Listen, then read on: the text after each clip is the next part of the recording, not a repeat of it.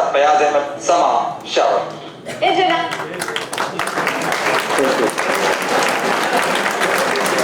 इसमें अगर आप देख ले तो आपके जितने भी आपके ये हमारी यूनिवर्सिटी के सारे स्टूडेंट्स यहाँ पे खड़े होके ये टेस्ट देख रहे हैं और ये हमारे मेहमान आए थे HED सिकरी साहब है, हमारे एक्स वाइस चांसलर साहब है, सरहद यूनिवर्सिटी के वाइस चांसलर साहब है, हमारे हम सबके टीचर अख्तर नईम साहब है और credit goes to Akhtar Naeem साहब, credit goes to Akhtar Naeem साहब। ये अब जो सेंटर उन्होंने बनाया है हम सब उनके स्टूडेंट्स हैं, हमने उनके साथ PhD किए। This is Asfandyar PhD research work.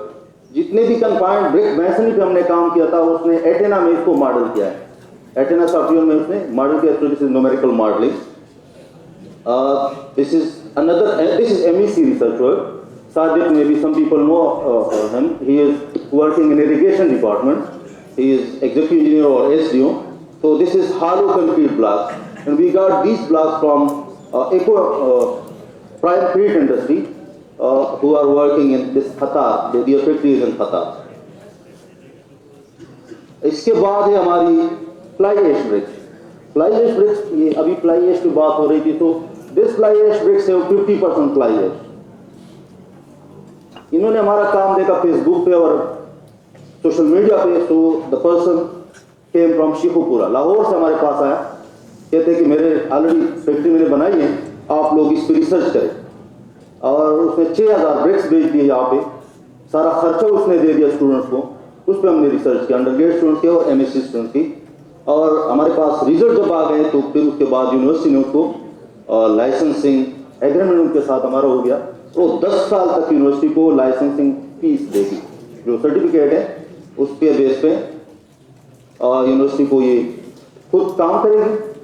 हमने लाइसेंस दे दिया और इसको जो एनवायरमेंटल पोल्यूशन है खासकर फ्लाई एश की वजह से वो ऑलमोस्ट कम हो जाएगा, खासकर लाहौर में। This are the walls which we made from this fly ash bricks. इसके डिटेल में नहीं जाते हैं, आगे जाते हैं। Energy efficient building, we all are talking about energy efficient building, but we don't know the basics of these things. Civil engineers, they know the basics of brick, mortar and strength and also design, but civil engineers don't know about electricity, about energy. So we have to work together. This is USAID project, funded project. These two MSc students have worked on this, Ghaniyur Rahman and Ali. And Dr. Khurshid was from Mechanical Engineering Department. He is working at Energy Center. He was the co-PI. We constructed these two rooms in MEC research hostel. One of this is we use the paste material, and the other one is conventional construction. और इसमें अगर आप देख लें तो आप जुलाई या जून में जाके उधर चक्कर लगा लें, 6 से 60 डिग्री सी तक डिफरेंस होता है दोनों में, बगैर किसी उसके एनर्जी के, बगैर पंखा लगाए। इसमें 7 डिग्री सी तक, इस पर हमने गांव के इंस्ट्रूमेंट लगाए, इतना डिफरेंस होता है। इसकी हमने फिर एक छोटा सा मॉडल बना लिया। एनर्जी एफिशिएंट तो हमने बना लिया, लेकिन अर्थक्वेक के अगेंस्ट इसका असर क्या होगा, इसको जरा रन करें बेटा उसी तरीके से। इसको हमने ये हॉलो कंक्रीट ब्लॉक हमने यूज किए इसके, और ये ब्लॉक हमने खुद बनाए थे PS7 में। ये हमने छोटे से टेबल पे हमने इसको टेस्ट किया हुआ है, और आप देख लेंगे कि बहुत स्ट्रांग बन जाता है। जब आप इसमें पाइप यूज करते हैं, पेस्टिंग मटेरियल वगैरह यूज करते हैं, तो ये काफी स्ट्रांग हो जाता है। इधर ले बेटा, इधर से देख करें, ये आप देखिए, ये अभी दिस इज टाइम हिस्ट्री और shake table testing, you can see present.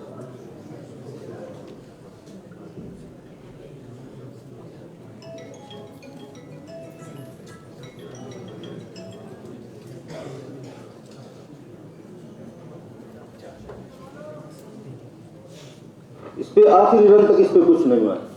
इसके अलावा हमने और काम के लोगों के साथ, इंडस्ट्री के साथ, इसकी वेट आप देख सकते हैं। ये आप being a civil engineer, you can check the weight of this material. Next step is we can't produce these bricks and blocks in rural area or in Waziristan or Bajaur or Moman agency. So what we can do, or how we can reduce the losses due to rain बारिशों में आपने देखा होगा, जब सर्दियों में ज़्यादा बारिशें हो जाती है तो छत का वजन बढ़ जाता है। जो मिट्टी से हमने बनाई होती है, दीवारों की अपनी भी वो जो कैपेसिटी है वो कम हो जाती है और ये स्ट्रक्चर्स लोगों पे गिर जाते हैं। आप लोगों ने अखबार में पढ़ा होगा, टीवी पे आपने सुना होगा कि इतने लोग छतों के गिरने की वजह से मर गए। इसका सोल्यूशन हमने निकाला है, इससे ब्रिक्स हमने बनाए हैं। ये पड़े इधर, इसमें हमने बेंटोनाइट यूज़ किया हुआ है और इसके मटेरियल में हमने बेंटोनाइट भी यूज़ किया हुआ है। दिस इज कच्चा ब्रिक, दिस इज कम्प्लीटली कच्चा ब्रिक, सन ड्राइड। तो ये आप बाद में देख सकते हैं। और इसको अर्थक्वेक रेजिस्टेंट बनाने के लिए इसमें हमने ये मेश यूज़ किया हुआ। ये आप जानते होंगे, दिस इज बेम्बू से हमने मेश बनाया है और फिर इसको हमने टेस्ट किया हुआ है। ये जरा रन करें बेटा। दिस इज एक्चुएटर का भी लोड लगा है। ये हमारे एमएससी स्टूडेंट्स हैं, एजाज है, साकिब है और जुनेद है। हर एक के मुख्तलिफ काम इस पे हो रहे हैं। ये गेजेस लगे आप देख सकते हैं। अगर आप देख लें, इस पे पूरा लोड अप्लाई हो गए।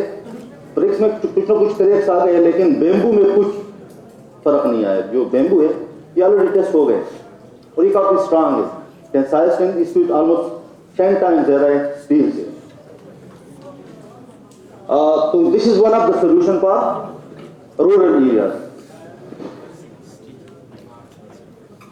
और फॉर ट्राइबल एरियाज, तो we can use this.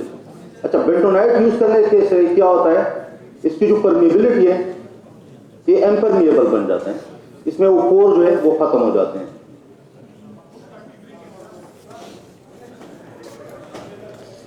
Thank you.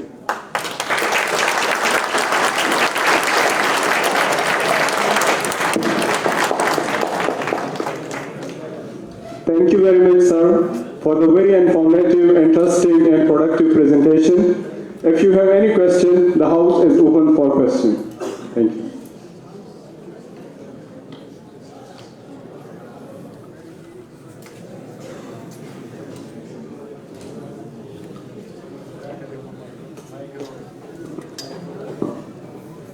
अस्सलामुअलैकुम सर, बिलाल जुगनू है। सर मेरा क्वेश्चन ये है कि हम तो डिफरेंट मटेरियल यूज़ कर सकते हैं डिज़ाइन में, लेकिन जो आम सिटीजन्स है जिसके लिए हम काम कर रहे हैं, तो उनको हम किस तरह कन्विंस कर सकते हैं। उन्होंने तो हम ये ब्रिक्स देखे, मुख्तलिफ जो मार्केट में हम यूज़ हो रहे हैं वो मटेरियल उन्होंने देखे, तो अगर हम डिफरेंट मटेरियल यूज़ कर रहे हैं तो उनको हम किस तरह कन्विंस कर सकते हैं कि मतलब ये चीज़ ठीक है। क्योंकि अगर वो ये भी पूछ सकते हैं कि ये तो ऐसे आमतौर पर हम यूज़ कर रहे हैं जो अमेरिकन कोड्स है, तो सर उनको हम किस तरह कन्विंस कर सकते हैं कि ये उनसे ज़्यादा रिलायबल होगा और ड्यूरेबिलिटी भी इनकी ज़्यादा होगी। या this is a good question and this is one of the biggest problem in our country.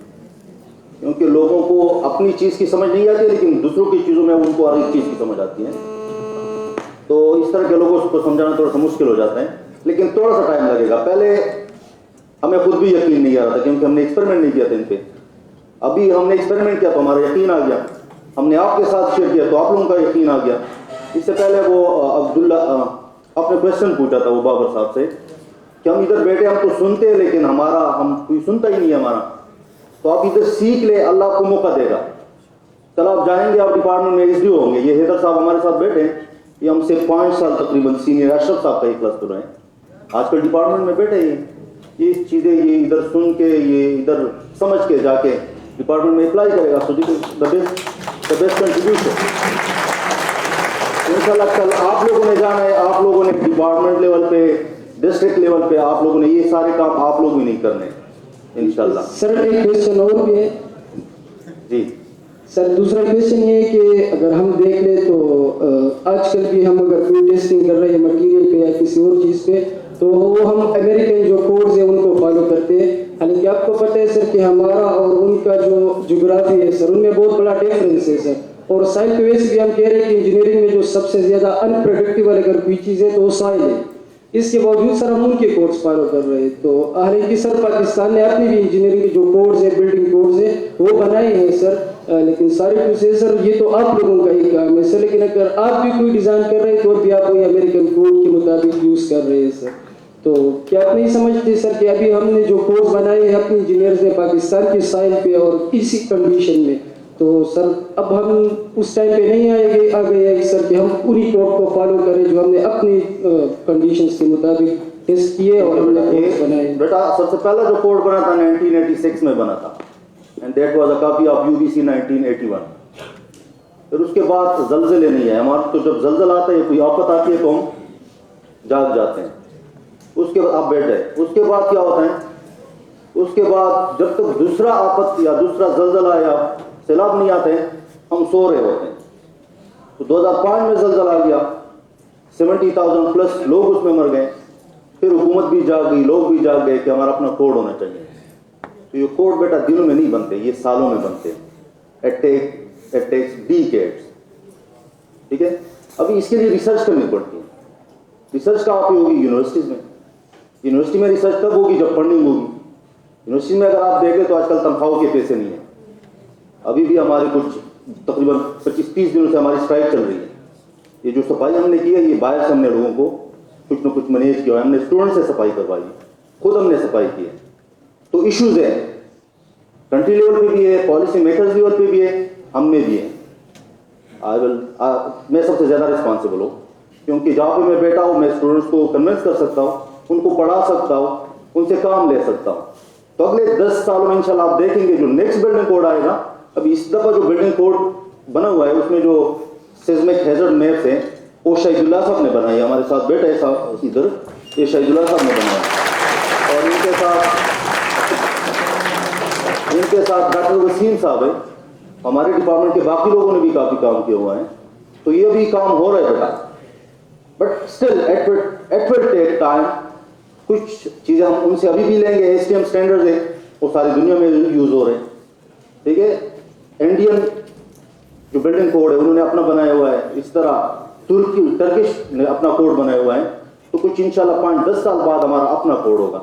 अभी भी उन्होंने 2 अफोर्डेबल हाउसिंग, इस तरह एक ग्रीन मटीरियल पे भी उन्होंने एक कोड बनाया हुआ है, उसमें भी कुछ चीज़ें हैं। बाकी फोर्स से उन्होंने डॉक्यूमेंट्स और मवाद लिया हुआ है, लेकिन उनको प्रॉपर रेफर किया गया, प्रॉपर उधर साइटेशन गिवन है, रेफरेंस गिवन है।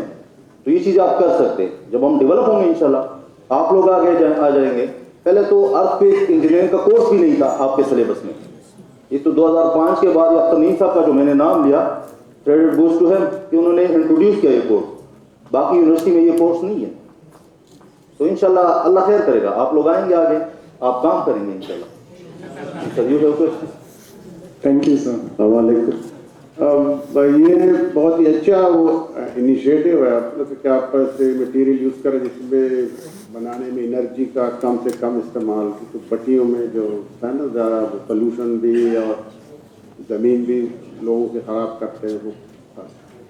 अब तो ये मेरा ख्याल कि इसमें जो मटेरियल इस्तेमाल होता है वो पाकिस्तान में कहाँ कहाँ अवेलेबल है, और फॉर अगर आप एक पर्टिकुलर जगह से दूसरी जगह ट्रांसपोर्टेशन का भी मसला हो, फॉर अगर ये कहीं बन रहा है पंजाब में और इधर कोई लाना होता है, लेकिन अगर यहाँ लोकल एरिया में ऐसे कोई मटेरियल अवेलेबल, यहाँ पे लोकल प्रोडक्शन तो ज़ाहिर एग्जैक्ट मटेरियल तो नहीं मिलेगा, लेकिन वेरिएशन होंगी। अब उस पे भी मेरा हाल में कुछ वो काम होने चाहिए कि जहाँ भी सर ये तो ब्लॉक से सर ये वाले ब्लॉक्स और ये वाले ब्लॉक ये आप पाकिस्तान के किसी कोने में बना सकते हैं। सिर्फ आपको थोड़ा सा सीमेंट चाहिए, बाकी वहाँ पे जो लोकल मटेरियल इसमें थोड़ा सा क्ले यूज होता है, चटनी मट्टी में नहीं होती बात ये, और सैंड आपको यूज होता है, और बाकी सीमेंट है। फ्लाई ऐश के लिए आपको इंडस्ट्रीज चाहिए जहाँ से कोयला बर्न कर रहे हो और फ्लाई ऐश आ रहा हो और आपके पास जमा हो रहा हो, वहाँ पे आपको थोड़ा सा कोयले का वो मसला होगा। तो फ्लाई ऐश साइट स्पेसिफिक पे थोड़ा सस्ता पड़ेगा, लाहौर में ये सस्ता होगा। आप ट्रांसपोर्ट करते हैं, सवाबी को आप ट्रांसपोर्ट करते हैं, किसी और जगह ट्रांसपोर्ट करते हैं तो उसका ट्रांसपोर्टेशन खर्च आएगा। इसका जो मशीन है सर ये पूरा मशीन आप ये पोर्टेबल है, आप बजौर शिफ्ट कर सकते हैं, आप उज्बेकिस्तान